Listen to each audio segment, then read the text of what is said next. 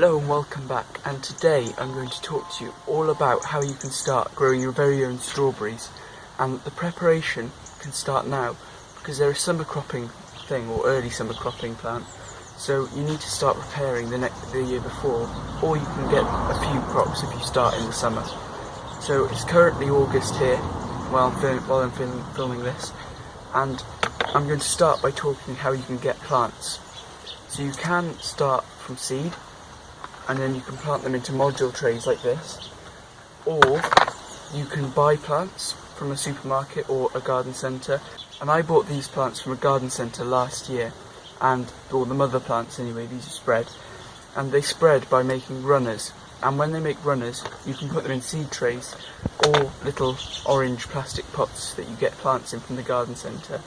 You can use these with a bit of peat-free compost, and you can root the runners, that's what they're called, runners. And then when you rooted them, you can let them root, as I said, and you pull them out, put them into their own individual pots, or you can plant them straight into your strawberry bed, because strawberries, they only crop very well in the first 3 years of their life. After that, you want to keep renewing your stock, so every year I try and put some fresh plants in there. And last year and this year as well, some of the runners have rooted in here, so I don't need any new plants in here.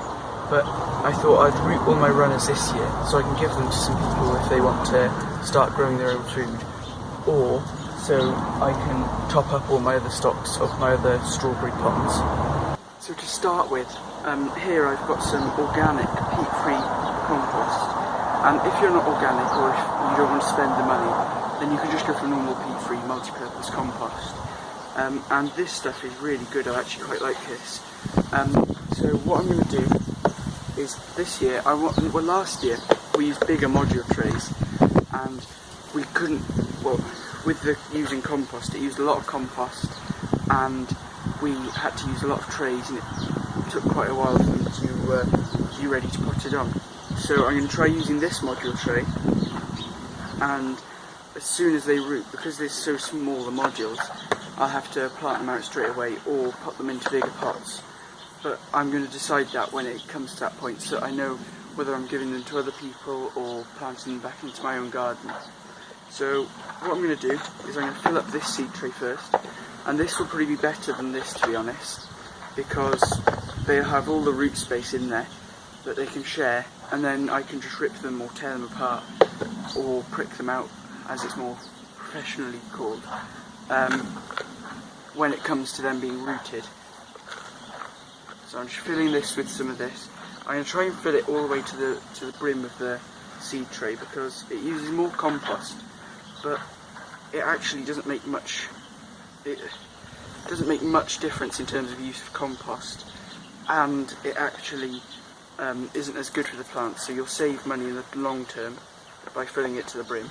And I know if you want to save money, because I'm like that as well, you'll want to fill it less, but I'll just fill it right to the brim and just do it and don't worry about it.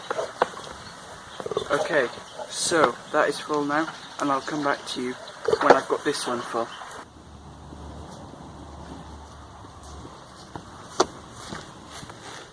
So I actually in the end decided not to use that module tray because I thought they were a bit small and it would just be a bit awkward because you've got to try and weigh them down. And so I decided to just use 2 full seed trays like that I did with the first one. So what I'm going to start by doing is, well, as you can see, you've got these runners, and what you'll notice is that they've got roots coming at the bottom.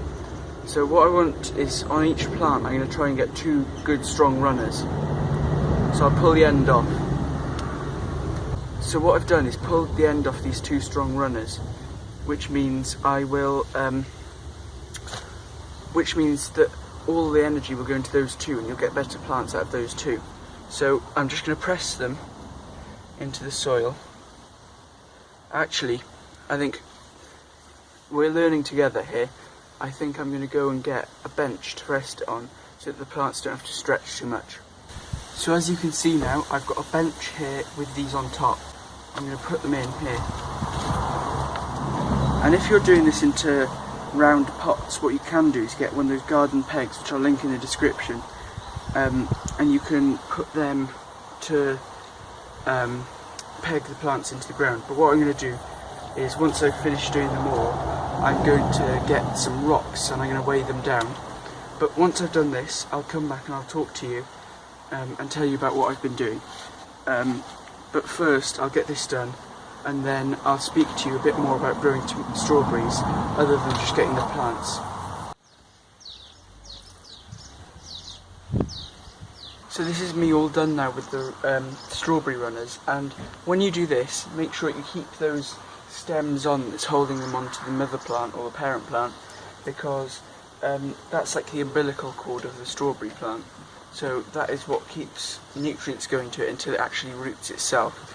And as soon as they've got roots, especially if they've got big roots, you can just cut them off with scissors close to the plants, put them in the compost, those stems, and then you can use those plants wherever you like. So the next part about growing strawberries is, what you'll need to do is, in early summer or late spring when they're starting to flower, you'll need to get some good organic straw, or it doesn't have to be organic, it depends if you want to have organic, and you put a mulch around the base. And what this does then is it'll stop the strawberries, so when the fruits start to droop down when they get heavier, it'll stop them rotting when they touch the soil, and it'll just be a nice barrier between them where the water can run down quickly, because straw isn't very absorbent of water, so it can just run down quickly and it'll be perfect. Or I tried using hay this year. I would not recommend using hay or any grass mulch or wet mulch of that matter, because the slugs just ate most of my strawberries. So just try and get straw, but if you can't get straw, just go without it. Don't bother trying other things. And then there's another bit of care that is in this time of year that you need to do with your strawberries that I'll talk about now. So this job is actually one that I did a few weeks ago, so I don't need to do it now. I'll probably need to do it in a few weeks maybe, unless there's been a first frost. And what this is when, as you can see, you might be able to see from some of these, some of the leaves, when they go old, they go tough and dark, and when they go like that, they're not contributing as much as the new young leaves are to the plant's health. So what you can do is you can cut all these older leaves off, and any old bits of plant that aren't doing anything, just cut them right back to the centre part of the plant. And what this does is it gives the plant energy to put new growth up and new leaves. As you can see, most of these are quite fresh new leaves, and it'll also make the canopy less crowded, which means less slugs. And this bed here, I probably actually have too many plants here because there is a lot, so I should probably do with moving some of these. But what the getting rid of the leaves also does is it gives you a compost material. So if your compost heap is struggling for green materials, you've got all the leaves. And it also means that when the plants get the new leaves established, lets them get them established before the frosts come in, which means they won't be killed off by the cold weather, so that they'll be ready for winter and ready for a good crop next year. When it comes to harvesting strawberries, you want to do this regularly, daily or every other day I would say, because otherwise the slugs and the mould and the rot all start to set in. So if you pick them regularly as soon as they ripen, or even just before they're fully ripe, this will mean that you'll get continuous harvest and they'll keep flowering, and it also means that you won't have to worry about any of the pests eating them.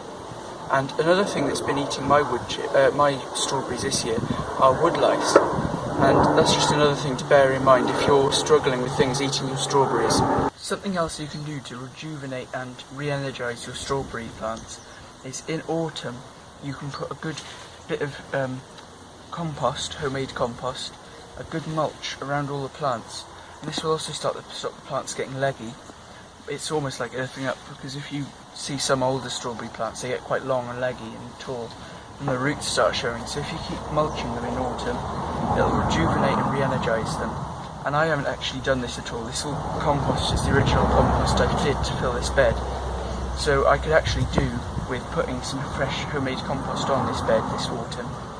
And another thing is from my experience, they don't really get fussed about where they're put, but they do like slightly sunnier positions than not sunny positions. This is quite a shaded position, and they do start a bit later than other things, other strawberry plants that might be in the sun. But I don't really worry about things like this. They do fine, they give us a good crop, so I'm happy.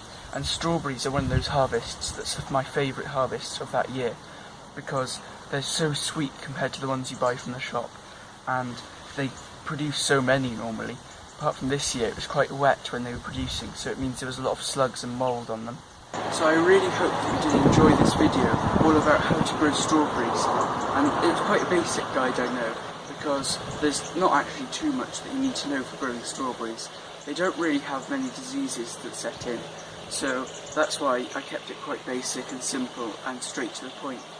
And I hope that you go and plant your own runners now, or your seeds, or buy plants, so that you can have a lovely crop of strawberries next year. Please like, comment and subscribe, and I'll see you next time.